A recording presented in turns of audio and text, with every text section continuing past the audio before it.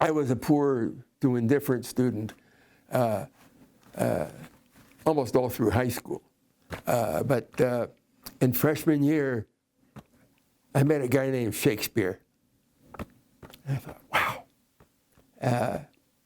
And the English lit teacher was a man named Ward Ehrenfeld.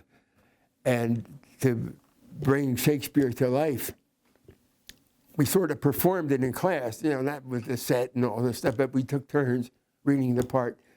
And I forget who the character was, but we were doing Merchant of Venice. And somebody, the character I had that day, got to say, "Oh, hell." Now, we're in 1951, right?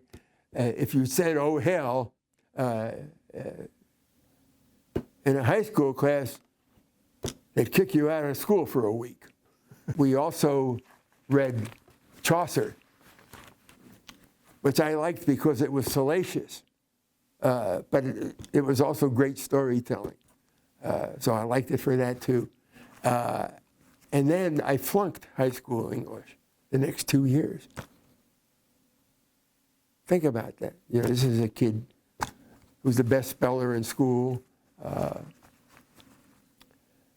Because I can't pass, I still can't do it to this day if I had to, a standard high school English exam, because it has all this, there's 8 parts of speech, I remember that. I can't tell you all of them. I can't explain most of them.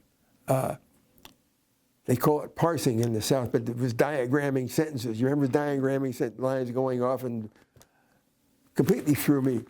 It was too much like math. I can't do math. I'm terrible with numbers.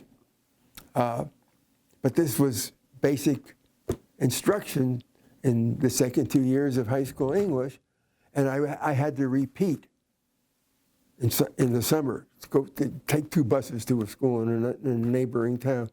And the only reason I was able to pass it then was by intense memorizing, writing it down thousands. It was the worst experience of my life.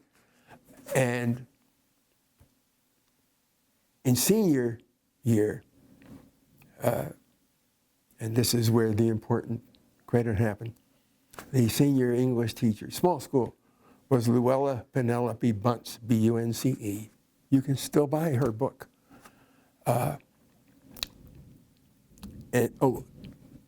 When we did written assignments in those middle 2 years, the teachers thought I was cheating, getting someone else to do it for me, because a kid who can't do all this diagramming and other crap, can't possibly write. And so I went. She called her name she used was Lou P. Bunce, but it stood for Luella Penelope.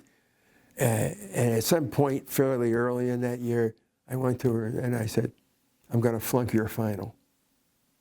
"What do you mean?" And I told her what had happened. She said, "Oh, yeah." She knew about that. Small school, so the teachers talked among each other. She says, "I have this book. It's full of drills for kids like you." She said, "Don't worry about the final. We will get you through the final.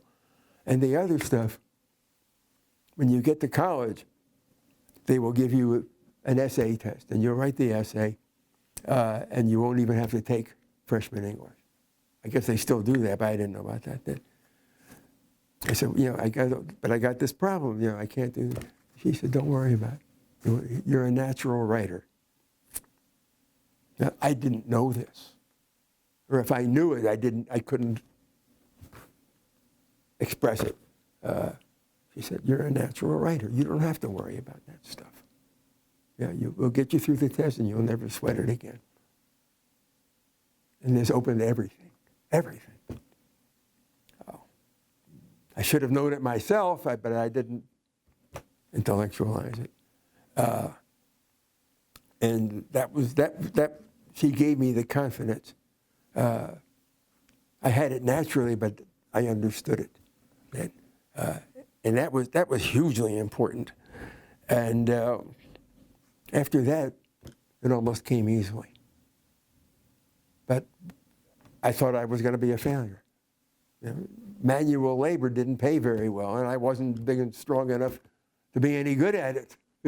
So I was concerned about that, because I was finally thinking, at some point I'm going to need to make a living doing something, and I've been goofing off all 17 years, you know. But Bunce gave me that inspiration.